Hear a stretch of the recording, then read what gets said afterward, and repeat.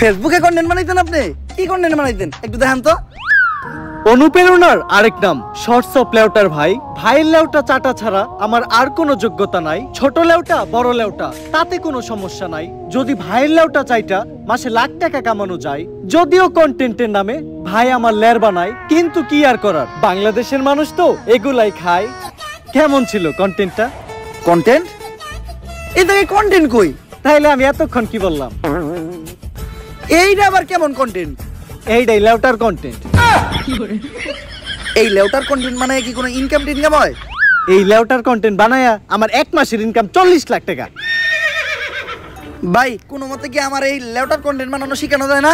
শোনো, তুমি যদি আমার কাছ থেকে এই লেউটার কন্টেন্ট বানানো শিখতে চাও তাহলে প্রতিদিন তোমার আমাকে 10,000 টাকা করে পেমেন্ট করতে হবে। কারণ আমি তোমার কাছে আমার টাইম বিক্রি করতেছি। It's call value of time.